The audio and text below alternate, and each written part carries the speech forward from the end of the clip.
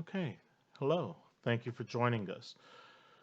So, in this video, we're going to look at applying Viet's theorems or Viet's formulas. So, let's scroll up over here and just check out our information. Okay, that the French mathematician Francois Viet is credited with enumerating the set of formulas related to the sums and products of the roots of polynomials. Okay, so if we were to expand some polynomial that's in factored form a times x minus r times x minus s, we'd get a times x squared minus a times the sum r plus s times x plus a times r times s. Similarly, if we expanded a times x minus r times x minus t s times x minus t, we'd have this expansion. And we can even show the expansion if we were to have a quartic, a fourth degree polynomial. Okay. What Viet found to be true and wrote about is that the sum of the roots is always going to be given by this, right? And the product of the roots will always be given by that. Now, what does that mean for us, right? Well, if I've got this polynomial, right, if I've got this polynomial that's a sub n, x to the n, a sub n minus 1, x, x to the n minus 1 going through that I can find the sum of the roots by simply saying, well, what is the coefficient of the degree of x that's 1 less than the highest degree of x? So in this case, that coefficient is 5. So if I take opposite 5 over 2, that's going to give me the sum of the roots. And if I take this constant over 2, that's going to give me the product of the roots.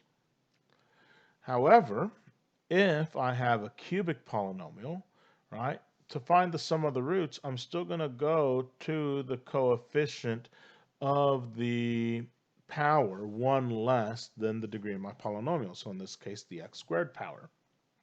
So opposite 13 over 2 is going to be that sum of the roots. And then opposite the constant over 2 is going to be the product of the roots. And the reason it's opposite the constant is it's negative 1 raised to the third power. So it is very, very important to recognize that if a polynomial is of even degree, the product of the roots is simply the constant divided by the leading coefficient. However, if the polynomial is of odd degree, then the product of the roots is going to be negative 1 times the constant divided by the leading coefficient. So let's look at a quick example. So write the sum and the product of the zeros or of the roots of the following polynomials. So notice that for this one, n is equal to 4, n minus 1 is equal to 3. Over here, n is equal to 5, degree 5 polynomial, right? N minus 1 is going to be equal to 4. And for this one over here, I have n, I've got n is equal to 19, and n minus 1 would be equal to 18. Now over here, this would be 7x raised to the 12th power. I don't know why that 12 got there. So for part A, that sum of the roots, is going to be given by opposite this coefficient, so negative 1, divided by the leading coefficient, so negative 1 over 1, right? And that's going to be for A. The product of the roots, that's going to be given by, well, it's an even, so I'm going to take my constant, which is negative 2, divided by 1. For B, the sum of the roots, right? Well, here's degree 5. I come to the coefficient of 4, which is this negative 5. So it's going to be opposite negative 5, which is positive 5 all over 2. And the product of the roots, well, that's going to be opposite my constant because the degree is odd. So that's going to be negative 8 all over 2. And of course, that simplifies to be just -4. All right, so over here, that would be -2 for -2 divided by 1. And over here, this would be -4 as the product of my roots. All right, for h, the sum of my roots is going to be 0. And why is that? Well, the coefficient of x to the 18th, I have no x to the 18th term, so that coefficient is 0. So the sum of the roots is going to be 0. And the product of the roots, right, it's an odd degree, so the product of the roots will be -21 all over -5, which would just simply be 21/5. That would be the product of my roots. So Viet's formulas is that straightforward, right? It's going to be a sub n minus 1 all over a sub n, and it's always going to be opposite. And then we're going to have -1 raised to the nth power times the constant all over a sub n. And that's going to be the sum of my roots. And that's going to be the product of my roots. Okay? So where do we use it? How could we use it in a more advanced problem? Well, here's a function that has zeros alpha and beta. Without finding alpha or beta, we can figure out alpha squared plus beta squared just from the information here. Well, how do we do that? Well, let's first consider alpha plus beta quantity squared. If we expand that, that's going to be alpha squared plus beta squared plus 2 alpha beta,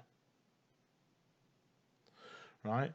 So that means that if I take alpha plus beta squared minus 2 alpha beta, that's going to give me alpha squared plus beta squared.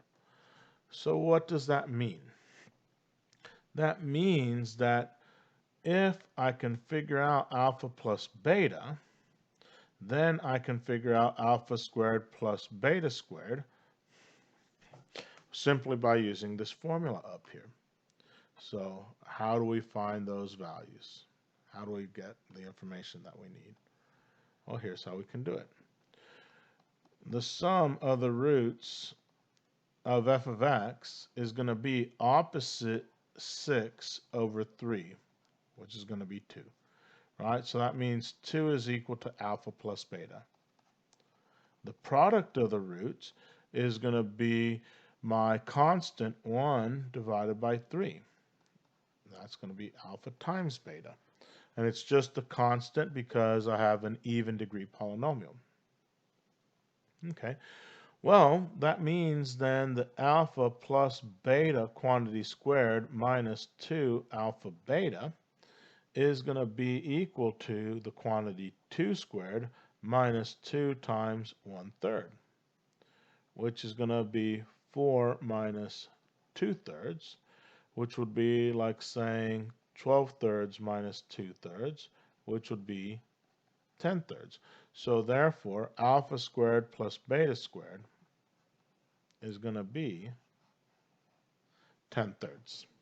And we did not have to find the actual roots of this polynomial. So a little interesting tidbit, a little historical context of algebra, but it can be useful for seeing if a student can apply these more abstract concepts and be able to manipulate equations. So thank you for your time.